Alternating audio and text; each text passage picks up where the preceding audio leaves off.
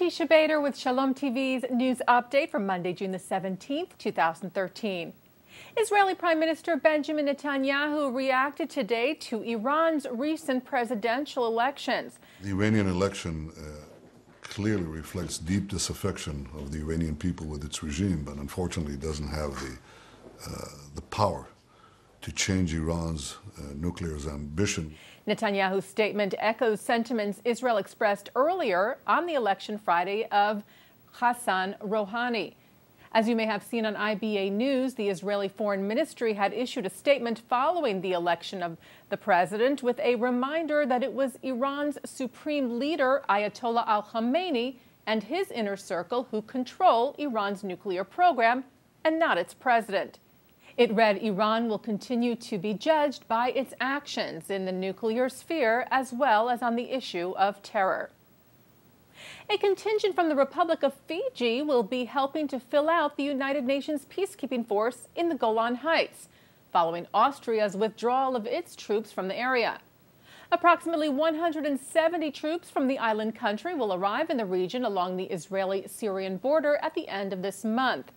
They'll join troops from the Philippines and India, who are currently stationed there, as part of the UNDOF, the United Nations Disengagement Observer Force, which was put into place in the area in 1974 to maintain Israel's ceasefire with Syria after the Yom Kippur War in 1973.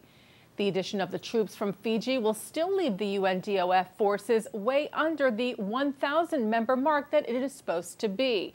And just last week, UN Secretary General Ban Ki-moon called for that number to increase to about 1,250 because of the increased spillover from the Syrian civil war into the area. The UN had also asked that Austria delay withdrawing all of its troops, which total about 380, until the end of July. Austria had announced and begun pulling its troops out of the Golan last week because of the recent clashes in the region between Syrian troops and rebel forces. Israel Finance Minister Yair Lapid and Palestinian Finance Minister Shukri Bishari met for the first time and agreed to restart economic cooperation between Israel and the Palestinian Authority. Lapid and Bishari sat down at the Finance Ministry in Jerusalem yesterday to discuss confidence-building measures and agreed to discuss joint investments and trade in future meetings. Lapid said we will continue to strengthen ties and advance the economic subjects on both sides. In a historic event, Yeshivat Maharat, the first institution to train Orthodox women as spiritual leaders and authorities on halakha or Jewish law, held their first ever graduation ceremony yesterday at the Ramaz School in New York City. Shalom TV was there for the event, marking the first time that Orthodox Jewish women have been formally and publicly ordained as clergy. The women who have all gained employment for the coming year include Rachel Cole-Feingold, who will be serving at Montreal's congregation Shar HaShamayim, Ruth Belinsky-Friedman, who will be at Ohev Shalom, the National Synagogue in Washington, D.C., Abby Brown-Shire, who will be principal of a Hebrew school in Montreal, and Rory Picker-Nice, who will be completing her 4th year at Maharat while serving as clergy at Beis Abraham congregation in St. Louis. The graduates will use the title of Maharat, which is a Hebrew acronym for Manhiga Hilchatit Ruchanit Toranit, one who is teacher of Jewish law and spirituality, and will be considered full spiritual communal halachic authorities, just like their male counterparts. The Associated Press reports that American home appliance brand KitchenAid is teaming up with Israeli company SodaStream. SodaStream machines turn regular tap water into carbonated or soda water with a variety of flavors.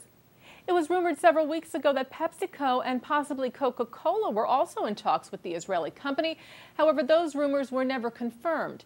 General Manager of Small Appliances for KitchenAid, David Elliott, said today that working with SodaStream brings together their best-in-class technology with our stylish design signature to offer a premium product for our consumers worldwide. The Israeli company, which has frequently been a target of the BDS or boycott, divestment, and sanctions movement, will have their technology in a KitchenAid branded at-home carbonation appliance in stores later this year.